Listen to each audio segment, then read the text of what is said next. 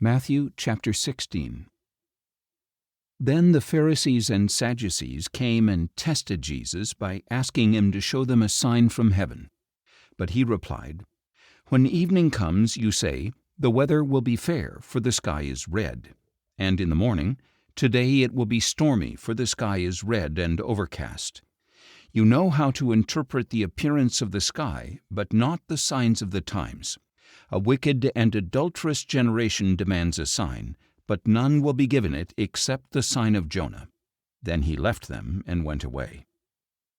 When they crossed to the other side, the disciples forgot to take bread. "Watch out," Jesus told them. "Beware of the leaven of the Pharisees and Sadducees." They discussed this among themselves and concluded, "It is because we did not bring any bread." Aware of their conversation, Jesus said, "You of little faith, why are you debating among yourselves about having no bread? Do you still not understand? Do you not remember the 5 loaves for the 5,000, and how many basketfuls you gathered? Or the 7 loaves for the 4,000, and how many basketfuls you gathered? How do you not understand that I was not telling you about bread? But beware of the leaven of the Pharisees and Sadducees." Then they understood that he was not telling them to beware of the leaven used in bread, but of the teaching of the Pharisees and Sadducees. When Jesus came to the region of Caesarea Philippi, he questioned his disciples, "Who do people say the Son of Man is?" They replied, "Some say John the Baptist, others say Elijah, and still others Jeremiah or one of the prophets." "But what about you?" Jesus asked. "Who do you say I am?" Simon Peter answered, "You are the Christ, the Son of the living God." Jesus replied, "Blessed are you, Simon, son of Jonah, for this was not revealed to you by flesh and blood, but by my Father in heaven. And I tell you that you are Peter, and on this rock I will build my church, and the gates of Hades will not prevail against it.